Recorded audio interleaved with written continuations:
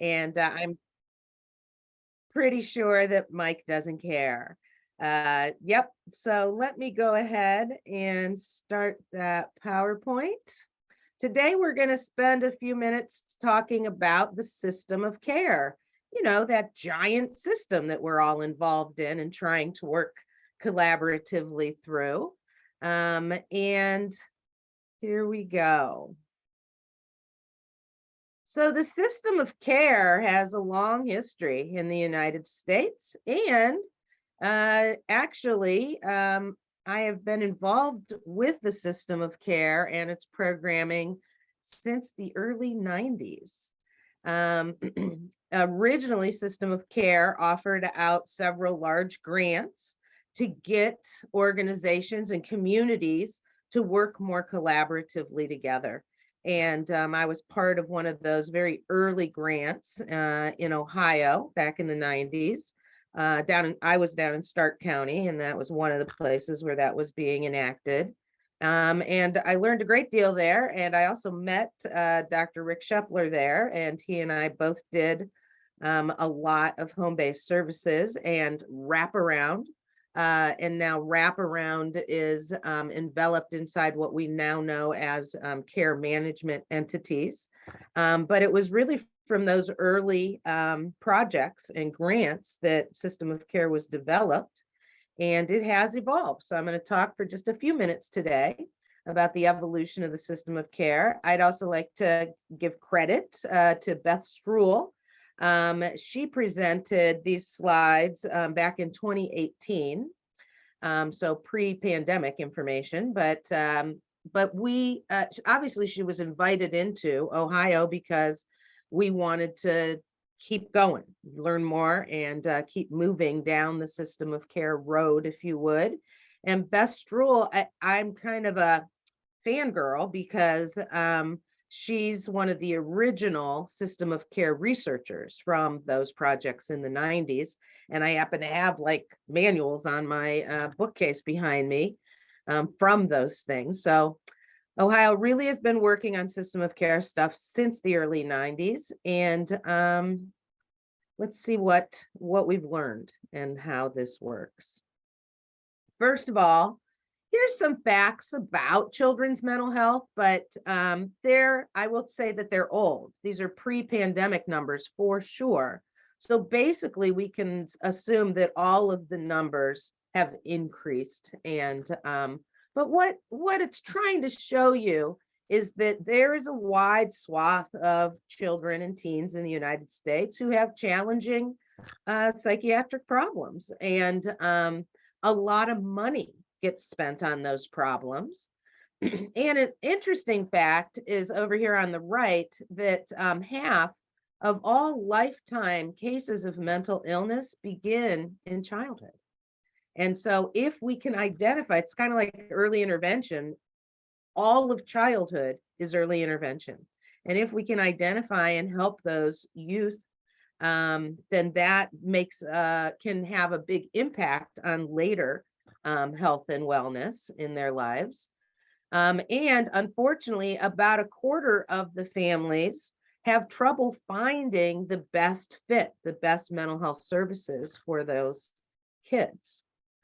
I also want to take a look at this. I consider this, even though it's talking about public health and how services meet different levels of need. Let me walk you through this.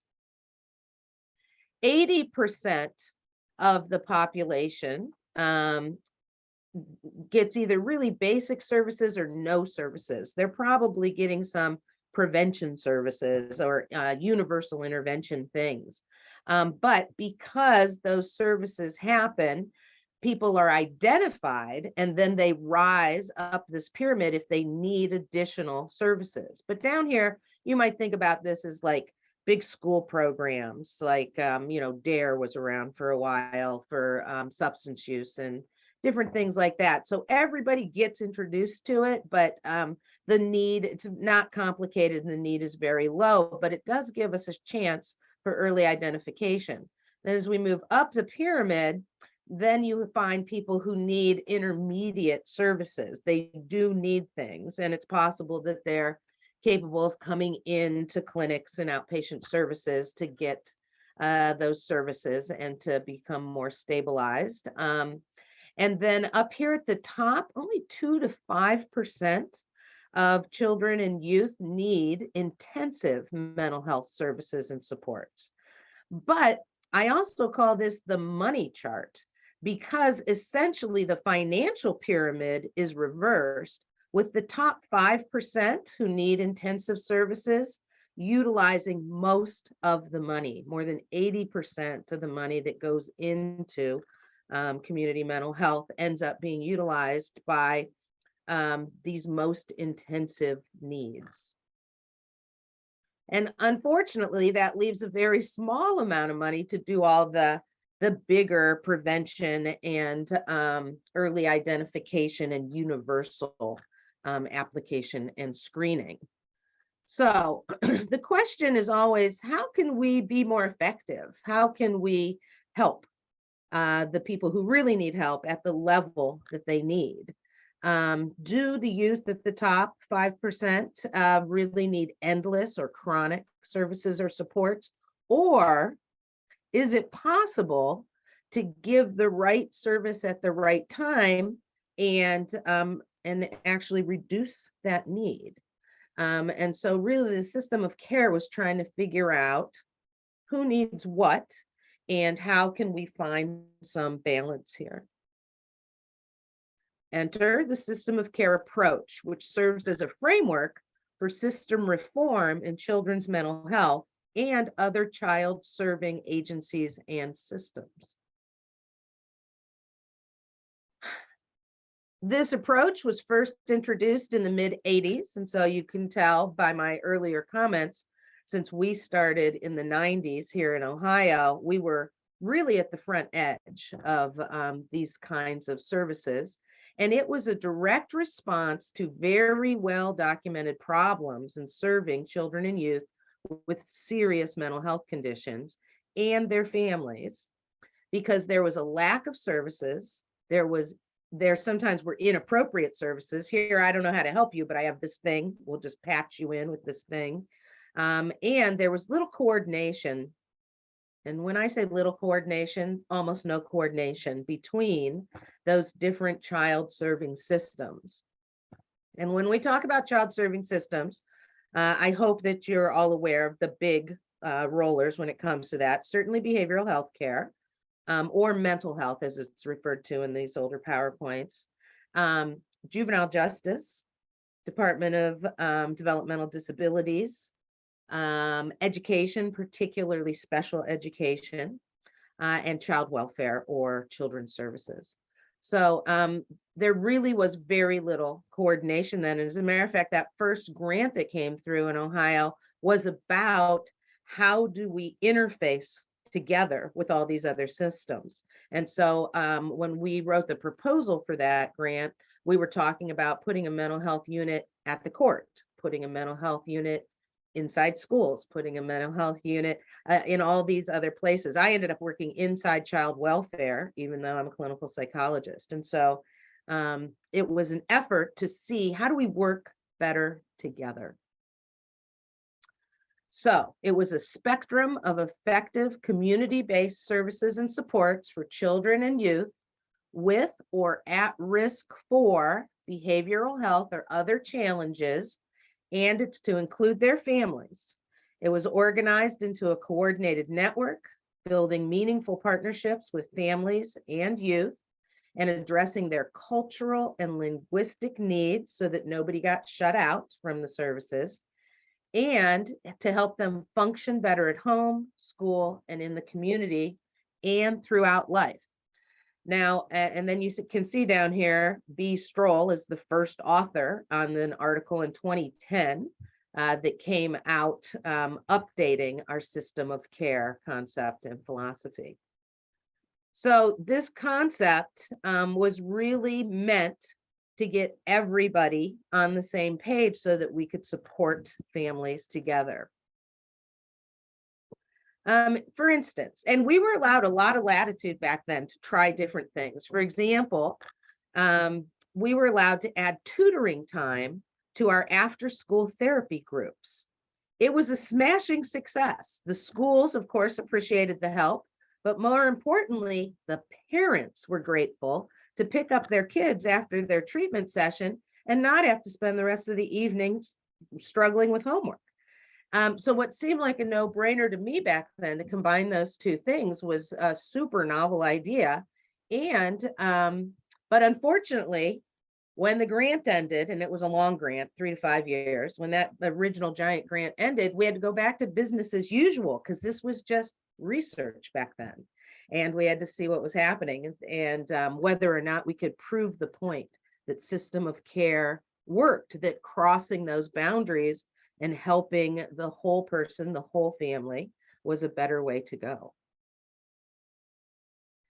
There are 3 interrelated components in the system of care. First of all, in the center of it all are services and supports, and they have to be a broad array of things, and that includes treatment and engages all levels of workers. And one thing I want to mention early is that it was an early inclusion of peers and peer mentors. And so that was sort of, system of care was also the vehicle that really helped make peers a more integral part of our systems. And I, for one, am a 100% supporter of that. Around your services and supports have to be a supportive infrastructure, setting up processes and relationships between the systems. We can't just say you should talk to the other system. We have to create spaces and make sure that people are supported in having those shared conversations. And then finally, it's all surrounded by a shared philosophy. And when we talk about a shared system of care philosophy, we're talking about what are the values and principles that guide the system and the services. So the evolution of the system of care approach was definitely not one size fits all. That was the one of the biggest challenges was if we want to be a system of care, there's such diversity, both across the systems and the clients within the systems. And so we had to look, we had to pick something to start focusing on. And the first thing they did focus on was the most serious and complex cases. Not unlike this ECHO. We don't generally have a case that is like, here's just a run-of-the-mill case. What do you think we should do? They're going to be complicated when they're crossing over systems. And so, but once we looked at that serious and deep end population and came up with some solutions, then the next step was to apply and adapt it to broader populations beyond those with just the most serious. So for example, we didn't originally look at all the substance use disorder stuff or the co-occurring disorders. And we wanted to make sure we were touching all of those. And the application was adapted to different age groups. We also only looked in that original run, school age kids. And so we didn't look at early childhood, we didn't look at young adults, we didn't look at transitional age, but that they came up, those were the next steps. And finally, there was also application and adaptation to culturally diverse populations, trying to figure out, is it equitable? Are we reaching all the people? And one of the big things I remember back in the 90s was all the organizations having to get interpreters or sign up with companies who could do interpretation for you if you had somebody who didn't speak English in your client mix. And so all of these things started to be rules about who you had to provide for and what organizations were responsible for. So let's talk for a minute about those services and supports. They knew that they need, at first it was about all the other systems just making referrals to mental health, the schools, the courts, the DD system, et cetera. But quickly we realized that's not enough to just be in communication. We have to integrate these systems together. And so we wanted to make sure we had a broader array of services and supports, and they could be found anywhere. But a focus did remain on a core set of services to really help lift up families and get them stabilized. And this is the original list from back in the 90s. And you should recognize most of these components, right? These are now integrated parts of our system of care. Having some sort of intensive care coordination and wraparound was the model that was selected to do that service, if you would, that coordinating service. Using intensive in-home services, not waiting for people to be able to get to you, going to the people. So that was our in-home services, as well as the earliest version of MRSS, which was mobile crisis and stabilization services. And then including, as consistently as possible, parent and youth peer supports.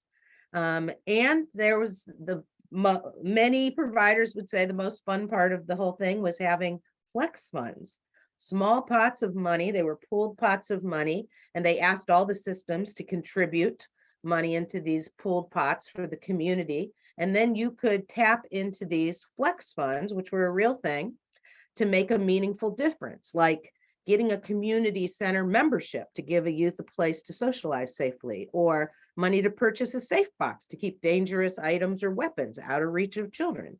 And because of course, you can't bill that to Medicaid or to an insurance company. And so flex funds were built into the system. So our system of care approach, coordinated care was the starting point, using that wraparound process and including the youth and family in that wraparound meeting. And to my knowledge, I don't know, the phrase is probably earlier than this, but that is when we were really out there saying nothing about me without me. We were not to be talking about families and youth. We were to be including them in the meetings where those conversations were happening. The evidence base has definitely been growing since the 90s, and we've increased the amount of research out there, and projects for system of care happen now across the United States. And then the focus began in, as opposed to just what's needed, is it worth it? Pulling all these people together, putting all these services in there, what's the return on investment? Are we seeing healing? Are we seeing things get better in communities? And indeed we did. And so there was widespread adoption, but we had to really think about how do you spread this out? Because not everybody can have millions of dollars from the feds to get started. And how do you support communities moving in this direction? And they talked about this bi-directional approach. And what that means is that if you have organizations or communities who are interested in, they need to apply for and work with the state, who works with the federal SAMHSA to get money, to see if there's money available and to get support for things. But you also have to work with your community, reaching out to those community centers and all those different systems. And so we continue to try to expand by using multiple approaches. There's no one pathway here.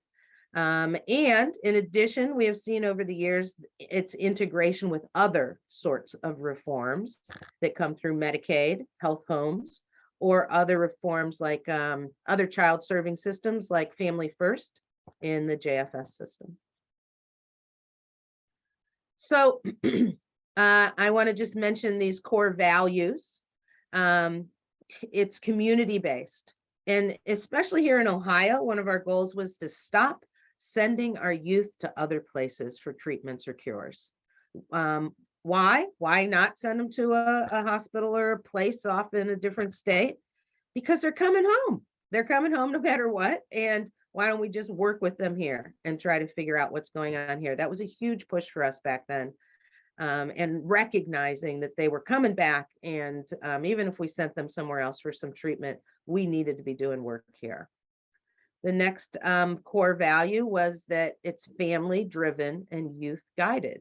We know, and one of the things that was proven unequivocally was that families do better when they have choice and voice. There's more buy-in, there's better retention in the programming, there's increased success, and ultimately more positive outcomes when it's family driven and youth guided.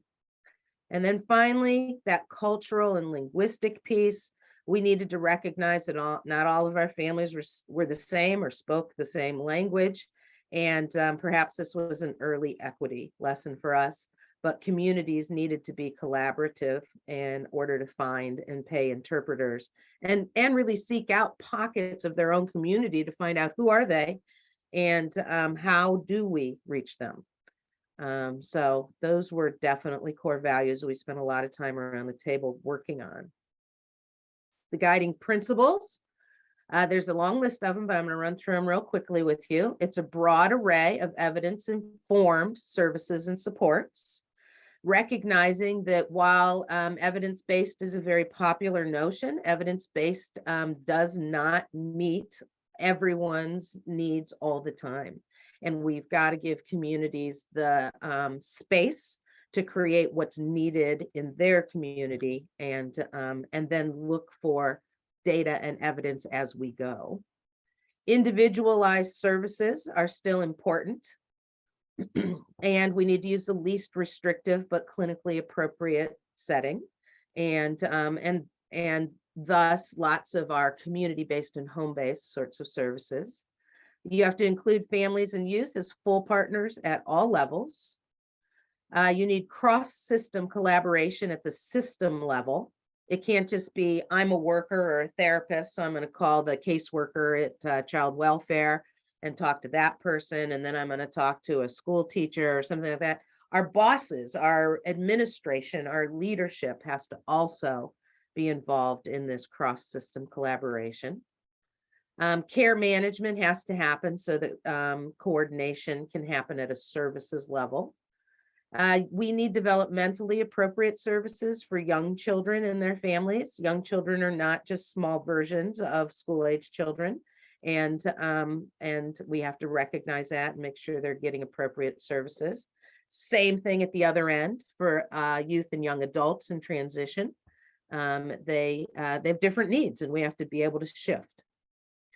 We have to incorporate or link with the behavioral health promotion, prevention, and early identification, not just intervention. We're all trained in what to do, how to do interventions, but how do we promote it? How do we decrease stigma? How do we make sure we're identifying things as early as we can? And finally, continuous accountability, that we come together and we communicate. Some people would call this a shared governance kind of model, that we're all in it together. So I found this slide interesting, what the system of care approach is not. So what are we not? We're not an exact model that can be replicated. What happened in Ohio was different than what happened in California and different than what happened in Colorado. And while we have some of the same guiding principles and hopes for our system of care projects, there's no recipe that says just follow these steps. It is always this complicated and difficult when you're working with these behemoth systems. It's not a single program, but a coordinated network of services across all these different agencies. And it's not a single treatment or clinical intervention that improves all the child and family outcomes. You have to have changes at the practice level to provide effective services and supports and get those positive outcomes. So your system change and your practice change will lead to improved outcomes.